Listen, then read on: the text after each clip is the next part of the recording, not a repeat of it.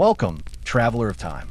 You've entered a realm where kings rise, empires fall, and every crown carries a curse. Today, we journey through the life of one of history's most fascinating monarchs, where love, power, and destiny intertwine. Scotland, 1542. A kingdom of cold winds, blood feuds, and fragile thrones. In a world where crowns were bought with betrayal and faith divided the soul of nations, a newborn queen entered history. Mary Stuart, Queen of Scots. Her very first cry echoed through the stone corridors of Linlithgow Palace as her father, King James V, lay dying in despair. He looked upon the news of her birth and whispered words that would become prophecy. It came with a lass, and it will go with a lass. 6 days later, he was dead, and the infant Mary inherited not just his crown, but the curse that came with it. From her first breath, Mary's destiny was entangled in betrayal, the unrelenting game of power that defined every royal court of the 16th century. England watched her rise with suspicion. France saw her as a pawn to secure its influence across the sea. And Scotland itself, torn between loyalty to Rome and a new Protestant faith, saw in her both salvation and threat. The story of Mary Stuart betrayal is not just a tale of one woman's fall. It is the echo of a kingdom divided, of love turned to weapon, of faith turned to fire. It is the story of a queen born to rule, yet doomed by those who claimed to serve her. Before she could even walk, she was betrothed to the heir of France. Before she could speak, treaties were signed in her name. And before she ever held her own power, her fate was written by men who feared what a woman with a crown might become. While other children played with dolls, Mary was taught to charm ambassadors, to dance the courtly dances, to write flawless letters in French and Latin. In her, the world saw a glittering promise, beauty, grace, and royal blood from both Scottish and Tudor lines. But behind every smile, every embroidered gown, there lingered the shadow of politics, a reminder that every ally could one day become a traitor. At 16, she married Francis, the Dauphin of France, and for a brief, shimmering moment, she seemed untouchable. A queen of two nations, admired by poets, adored by courtiers, and envied by every woman in Europe. But the higher she rose, the darker the storm beneath her throne grew. For power, in the age of crowns and crosses, was never truly hers to keep. The whispers in the corridors of Edinburgh and Paris carried the same warning. A queen loved by all will one day be betrayed by all. And so, her story begins, not with conquest, but with illusion.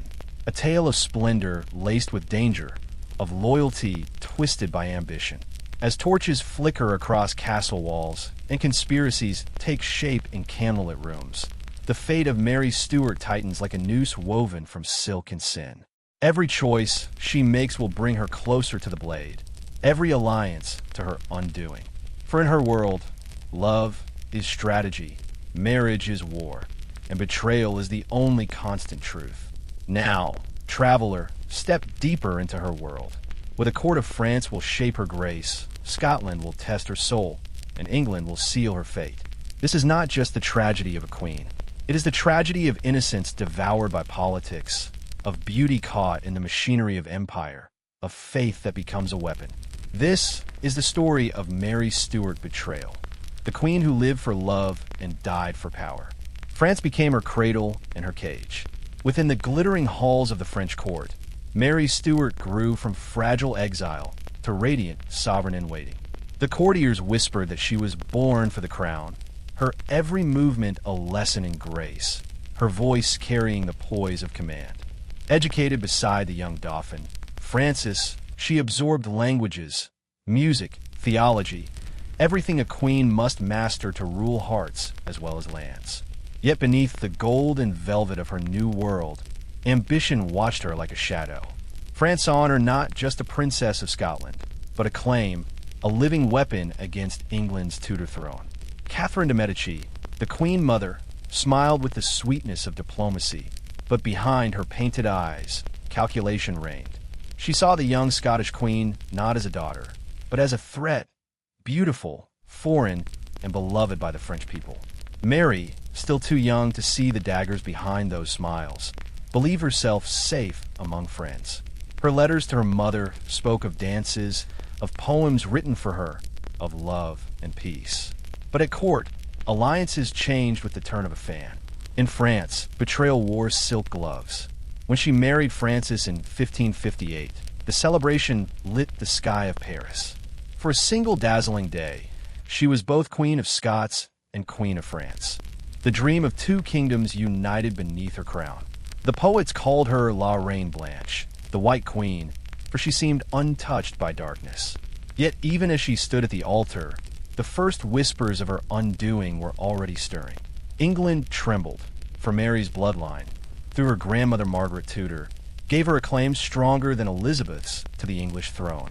To the eyes of Rome, Elizabeth was a heretic usurper. Mary was the rightful queen. That claim, unspoken yet undeniable, became the silent weapon that would haunt her for the rest of her life. When Francis too ascended to the throne, Mary's triumph seemed complete. At just 17, she was a queen twice crowned, ruling beside a husband she adored. But destiny, cruel and swift, tore that illusion apart. Barely a year later, Francis fell ill, consumed by infection. Mary sat by his bedside, holding his trembling hand, whispering prayers as the crown that once made her glow began to crush her spirit. When he died, France no longer wanted the young widow who had once shone so bright. Catherine de' Medici reclaimed power, and Mary, now just 19, became an ornament of the past. The courtiers who had once bowed before her now looked away. Her jewels meant nothing, her titles mere echoes. She was no longer a queen, only a reminder of what France had lost. Alone in her chambers, surrounded by portraits of saints and ghosts, Mary looked toward the north, to Scotland. The land of her birth, wild and divided, called her home. But Scotland was no longer the kingdom her father had left her. The Reformation had torn it apart. The Catholic lords who once ruled with prayer and sword were hunted by the new faith of John Knox. In their sermons, they called Mary a scarlet woman of Babylon, a queen of sin. Still, she wrote to her advisors, "I was born a queen, I shall die one." With that defiance burning quietly in her heart, she left France, her silks packed away, her tears hidden behind resolve, and sailed toward a homeland she barely knew. As the Scottish coast rose through the mist, the ship's sails trembling in the gray wind, Mary felt both the chill of exile and the weight of hope. Behind her, the warm lights of France faded into memory. Before her, the dark cliffs of Scotland loomed like destiny itself. Drums sounded on the docks. The people gathered, curious and uncertain. Their queen had returned, young, widowed, beautiful, and Catholic in a land now ruled by Protestant lords. Some cheered, some watched in silence, others whispered prayers or curses under their breath. That night, when she entered Holyrood Palace for the first time as queen in her own right, the corridors echoed with both welcome and warning. In her heart, she believed she could heal the fractures of her realm. But those around her, the nobles, the clergy, the foreign envoys, saw not a peacemaker, but an opportunity. They saw her crown as a prize to control, her beauty as a weapon to manipulate, her faith as a weakness to exploit. And as she lit a single candle in the dark of her chambers, Mary Stuart could not yet see the web tightening around her, a web woven by politics, desire, and betrayal. For though she had returned as queen, she would soon discover that a crown in Scotland came not with loyalty, but with knives. And every alliance she made to strengthen her throne would, in time, become the very chain that pulled her to ruin. The throne of Scotland was colder than she had imagined. Within its gray stone walls, loyalty was a fleeting illusion, a performance stage for gold and favor. Mary Stuart, still barely 20, stood at the center of a storm that would test every ounce of her grace and will. Her beauty disarmed men. Her intelligence unsettled them.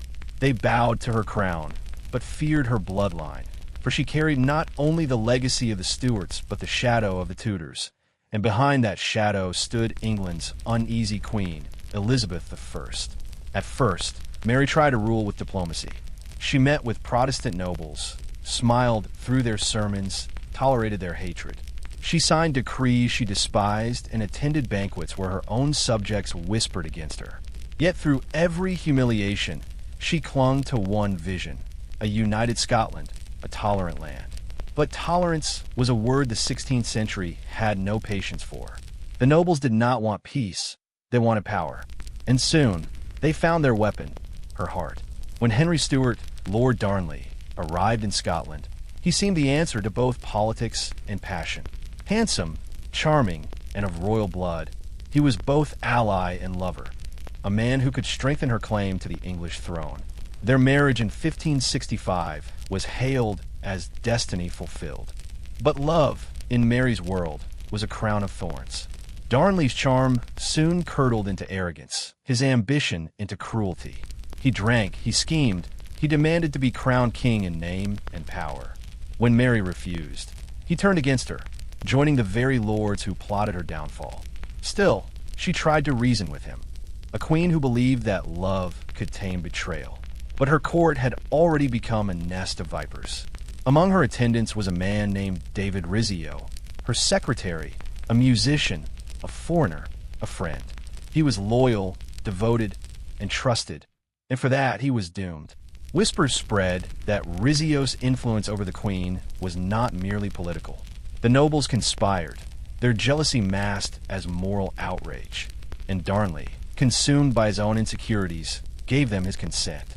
One March night in 1566, while Mary dined with a few close companions in her private chamber, the door burst open. Armed men stormed in, led by her own husband. Rizzio clung to the queen's skirts, begging for mercy, as Darnley stood silent. They dragged the terrified man from her side and stabbed him 56 times, while Mary, 6 months pregnant, was held down, screaming his name. His blood splattered across her gown, across the walls, across her unborn child's future. It was the moment her reign began to rot from within. The murder shocked all of Europe. To her enemies, it proved the chaos of her court. To her supporters, it revealed the depths of treachery surrounding her. Mary's grief hardened into resolve. She gave birth to a son, James, who would one day unite the crowns of Scotland and England, though she would never live to see it. For now, her only thought was vengeance. And vengeance, in the hands of a queen betrayed, was a dangerous fire. She turned her charm upon her enemies, luring them into a false sense of safety. Darnley, terrified by her sudden calm, fled to Edinburgh, then to Kirk O'Field, where he hid beneath the thin veil of royal pardon. Mary visited him there, tender, forgiving, the perfect mask of reconciliation. Days later, the night sky above Edinburgh exploded in flame. A blast tore through Darnley's house, shattering windows for miles. His body was found in the garden, not burned, but strangled, as if death had waited for the fire to fade before claiming him. The kingdom was horrified, and all eyes turned to the widow who had lost yet another husband to violent fate. The nobles whispered that she had arranged it. Elizabeth's spies in England wrote gleefully to London. The Queen of Scots bathes in suspicion and scandal. And when Mary married again, this time to James Hepburn, the Earl of Bothwell, the man accused of murdering Darnley, even her most loyal subjects recoiled. It was a union forged in shock, passion, and politics, and it sealed her ruin. For whether she loved Bothwell or feared him, the world saw only guilt. Rebellion erupted. The same lords who once swore loyalty now declared war in the name of justice. They cornered her army at Carberry Hill. There, beneath a gray sky, Mary rode out, her crown gleaming, her spirit unbroken. But her soldiers faltered, her banners fell, and she was forced to surrender. The lords promised mercy, but mercy was a lie. As she was led away in chains, the people of Scotland, once her subjects, watched in silence. A queen defeated not by foreign enemies, but by her own kin, her own faith, her own heart. Within a single year, she had lost her husband, her reputation, and her throne. Her enemies called it justice. History would call it betrayal. And though she would escape her prison and flee to England, the snare had already closed. For in seeking refuge with her cousin, Queen Elizabeth, Mary Stuart was walking not into safety, but into her final, inevitable trap. The wind that carried her to England smelled of smoke and iron, the scent of burnt bridges and fading hope. Mary Stuart believed she was fleeing to family, to safety, to her cousin, Elizabeth Tudor, the only other woman who knew what it meant to rule in a world built by men. But Elizabeth saw not a sister queen, she saw a rival. For Mary was everything Elizabeth feared: young, beautiful, Catholic, and, by blood, the rightful heir to the English throne. To harbor her was to invite rebellion. To trust her was to risk a kingdom. And so, with the politeness of a queen and the cunning of a serpent, Elizabeth offered her refuge. That would soon become a cage. At first, Mary was not told she was a prisoner. She was merely protected, escorted from one castle to another, guarded for her own safety. The letters she wrote to Elizabeth were filled with humility and hope. She begged for an audience, for understanding, for sisterhood. But her words never reached the Queen's hand. They were intercepted, read, and filed away by men whose loyalty lay not in compassion, but in politics. In time, Mary understood. She had not fled captivity. She had exchanged prisons. From window to window, year after year, she watched the seasons die. Once draped in silks, she now wore wool. Once surrounded by courtiers, she now spoke to shadows. Her faith was her only companion, her rosary the only jewel left to her name. Yet even in isolation, she remained dangerous, for her very existence inspired plots. Across England, Catholic conspirators whispered her name as a prayer and a weapon. They forged plans to free her, to place her on the English throne, to unseat Elizabeth. And each plot, real or imagined, drew the noose tighter around her neck. Elizabeth's counselors urged action. "Your cousin is the spark in a powder field," said Sir Francis Walsingham. "She must be watched or extinguished." So began the long, slow machinery of Mary Stuart betrayal, a labyrinth of spies, forged letters, and traps hidden beneath the guise of justice. Walsingham's agents intercepted her secret correspondence, feeding her false hope while collecting her every word as evidence. And when the Babington plot, a conspiracy to assassinate Elizabeth, came to light, it bore the mark of her handwriting. The verdict was already written before her defense began. In the winter of 1586, after nearly 19 years of confinement, Mary was brought to trial at Fotheringhay Castle.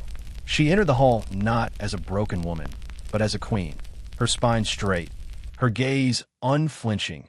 She faced the tribunal with the calm of one who has already seen death too many times to fear it. "I am a queen," she declared, "born to command, not to answer." But the court was deaf to dignity. Her fate had been sealed not by law, but by necessity. Elizabeth could not allow her to live, yet could not bear the guilt of ordering her death. And so the burden was passed to parchment and proxy, as if ink could hide the cruelty of blood. In February of 1587, the sentence came. Mary, Queen of Scots, was to be executed.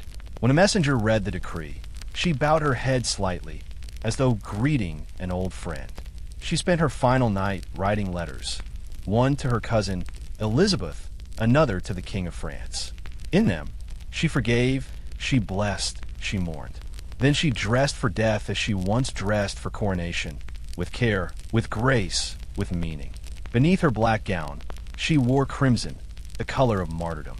At dawn, the great doors of Fotheringhay opened. The executioners awaited her with trembling hands. She walked with serene poise, holding a rosary of amber beads, her voice calm, her steps measured. On the scaffold, she looked to the crowd and spoke softly. "I forgive you with all my heart, for now I know my soul will find peace." They blindfolded her, her lips still murmuring prayer. The axe fell once, twice, and with the third stroke, the storm of her life came to silence. The room was still. Then the executioner lifted her head, and from beneath the coif, her auburn hair fell free, revealing the red curls of the girl who had once been queen of two nations. Some gasped, others wept, but outside, in the great English dawn, the wind carried her last breath northward, back to the misty hills of Scotland, where she had once dreamed of peace. The betrayal was complete.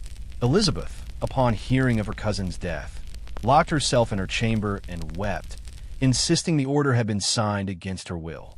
But history remembers the ink that sealed the fate and the silence that followed. Thus ended the life of Mary Stuart, queen, widow, prisoner, and martyr.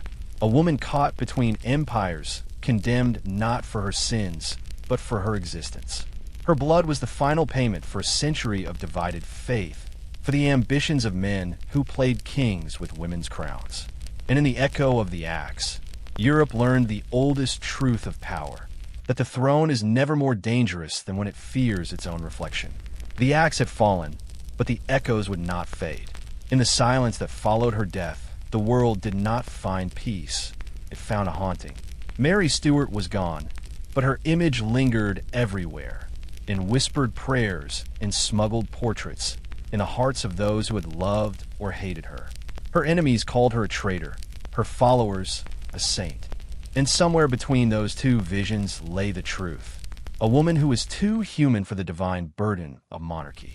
Elizabeth ordered her cousin's body buried quietly, without ceremony, as if to smother the scandal beneath stone. But the people refused to forget. In Catholic Europe, her name became a symbol of piety betrayed by politics. Painters captured her final hour in strokes of gold and crimson. Poets wrote verses of her courage, her youth, her fall. Even her enemies could not escape her shadow. Elizabeth, triumphant yet hollow, ruled for years after. But those who saw her in her final days said she could not sleep, that she often whispered to the air, "What have I done to my sister?" And yet, history has a cruel sense of irony. For the son Mary birthed amid scandal, the child whose father's blood had once stained her gown, became the key to everything she had lost. In 1603, upon Elizabeth's death, that same child, James VI of Scotland, ascended the English throne as James I, uniting the two crowns under one rule. The very vision Mary had once dreamed of, a single kingdom bound by peace, came to pass through her bloodline. The mother's execution became the son's coronation. The curse of one generation became the inheritance of another. But her story did not end in victory. Even in unity, her legacy remained divided, torn between love and suspicion, between Catholic martyrdom and royal scandal. Centuries later, historians would debate her every choice. Was she naive or noble? Passionate or reckless? Was she betrayed by others? Or by her own heart? Perhaps the truth lies in the words she wrote before her death. "Judge me not by what men say, but by what God knows of me." In that plea, whispered across time, one can still hear the fragile defiance of a queen who refused to be broken. Her tomb now rests in Westminster Abbey, not far from Elizabeth's, two rivals of blood and destiny, lying in the same earth, beneath the same vaulted sky. Tourists walk between them, unaware that centuries of war, faith, and betrayal once raged between those two marble figures. The irony is eternal. The woman executed as a threat lies beside the woman who ordered it so. Time, the great arbiter, has bound them together, the betrayed and the betrayer, forever. And yet, when one stands before Mary's effigy, carved in pale stone, eyes lifted heavenward, there is no bitterness there. Only serenity, as though she finally found in death the peace that life had denied her. The candlelight flickers across her face, and in that gentle glow, one feels not the chill of execution, but the warmth of remembrance. For even the blade that ended her life could not sever her legend. It lives on, in poems, in songs, in every whisper of a queen who dared to love in a world built for treachery. Centuries later, the echoes of Mary Stuart's betrayal still haunt the ruins of history. A warning carved in silence, a beauty immortalized by suffering, a crown that gleamed brightest in its fall. Her story is not just of death, but of endurance, not of weakness, but of humanity. For in her rise and ruin, she revealed the cruel symmetry of power, how the throne that exalts can also destroy, and how even in defeat, dignity can endure. And so, traveler, remember her, the queen who dreamed of peace, loved too fiercely, and paid the price for being both woman and sovereign. Her crown lies still, but her name endures, not as a sinner, not as a saint, but as something far rarer, a soul that history could not forget. If stories like this fascinate you, don't forget to like and subscribe. More untold tales of history await you.